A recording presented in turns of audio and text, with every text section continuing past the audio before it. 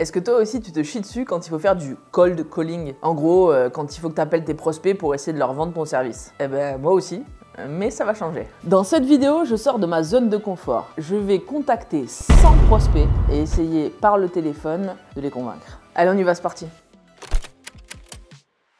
Alors, le lendemain, j'ai commencé à passer mes appels. Je suis tombé quelques fois sur des boîtes vocales et au début, je savais pas trop comment m'y prendre. Mais avec le temps, j'ai trouvé une parade, je te montre. Je me permets de te laisser ce petit message. Oui, c'est déjà vendredi 17h, veille de week-end. Simplement, voilà, je voulais prendre un petit peu des nouvelles, savoir comment tu vas, parce que moi, j'ai pas pu échanger encore avec toi. Je sais que tu as échangé déjà avec Nadège. Mais moi j'ai jamais eu l'occasion d'échanger avec toi, j'aurais aimé en savoir un peu plus sur pourquoi tu avais décidé de faire des témoignages en vidéo, pourquoi tu as peut-être abandonné l'idée, puisque de mon côté je vois qu'il n'y a pas eu de nouvelles demandes, est-ce que tu as trouvé une autre solution? Bref, tout simplement savoir un petit peu plus pour nous permettre à nous d'évoluer aussi. Je te laisse mon numéro, c'est le 0760 15, n'hésite pas à me rappeler quand tu as un petit instant. Voilà, je te souhaite un très bon week-end et à bientôt. Au revoir.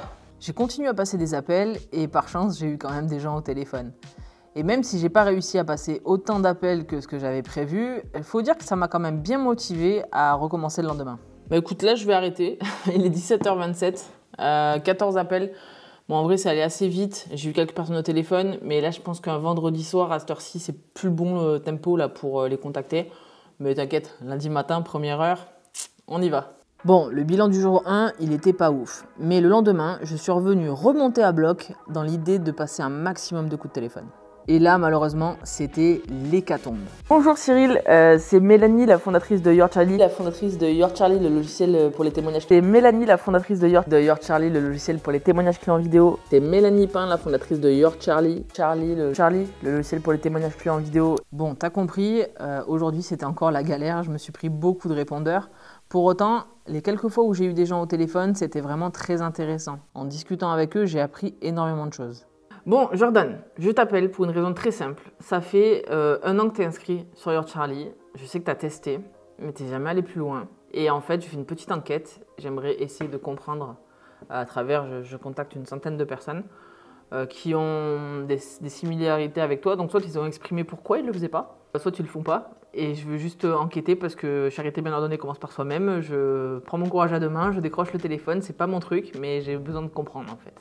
Tu vois, ça c'est un truc que je voulais vraiment te montrer dans cette vidéo. À chaque fois que je parle avec un client, je lui explique vraiment en toute transparence ma démarche. Et c'était très intéressant parce qu'on a parlé de nous, c'est sûr, mais on a aussi beaucoup parlé d'eux. Et j'ai appris plein de choses sur mes clients, sur leur activité, sur leur business. J'ai appris à mieux les comprendre.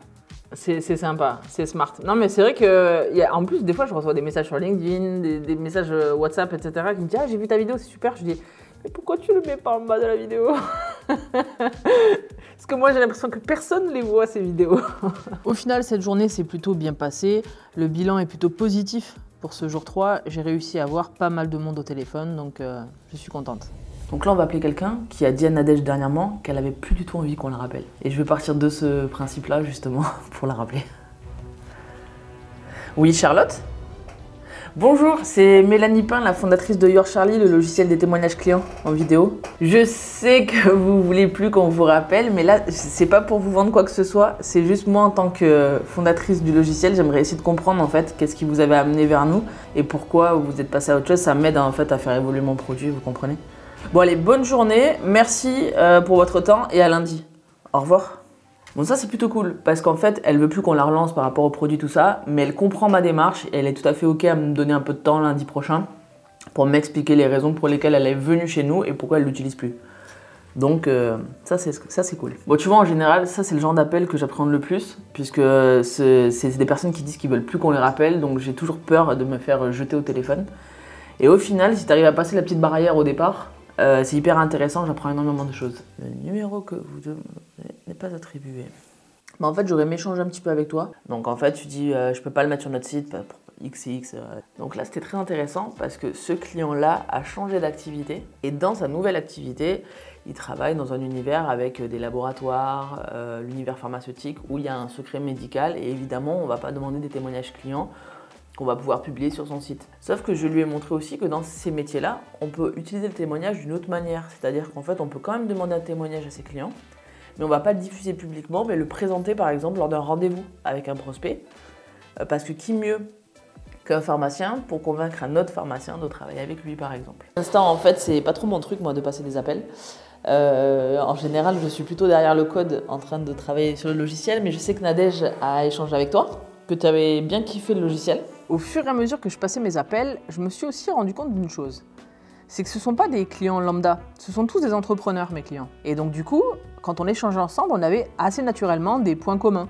Et on s'est retrouvés à dériver sur des discussions qui n'avaient rien à voir avec l'idée d'origine. Et ça, je pense que ça contribue à créer une relation plus forte, plus soudée. C'est plus riche, quoi.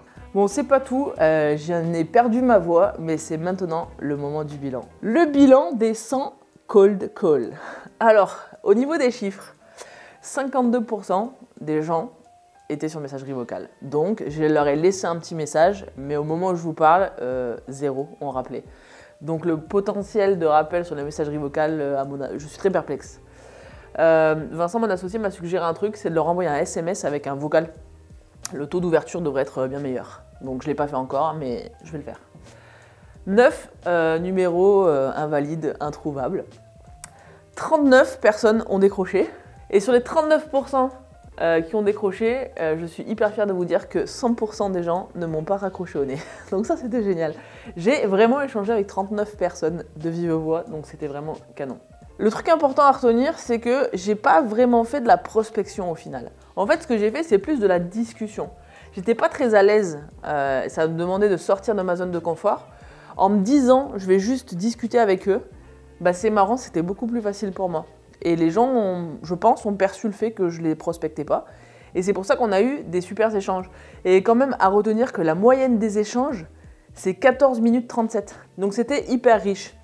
J'ai découvert mes clients, enfin, j'ai découvert des prospects. J'ai compris pourquoi ils n'étaient pas justement encore mes clients. On a échangé ensemble, ils m'ont expliqué pourquoi ils étaient venus vers nous, pourquoi ils ne nous utilisaient pas. J'ai réussi dans la majorité des cas à faire sauter quelques petits freins psychologiques, quelques petits biais qui faisaient qu'ils ne passaient pas à l'action. Et pour la plupart, ils se sont mis en action alors que j'avais rien à leur vendre. Et ils se sont mis à utiliser le logiciel derrière. Donc ça, c'était hyper canon. Ça m'a clairement donné de nouvelles idées, de nouvelles opportunités pour faire évoluer le logiciel. Je comprends mieux maintenant quels sont les blocages. Donc en vrai, je pense que je devrais plus souvent sortir de ma zone de confort. Parce que si à chaque fois j'ai des apprentissages comme ça, c'est juste inestimable. J'espère que ça te donne le courage. Si toi aussi t'es comme moi, t'oses pas, vas-y, appelle tes prospects, appelle tes clients. C'est une mine d'or ce qu'ils peuvent t'apprendre. Je pense que personne mesure à quel point c'est aussi important.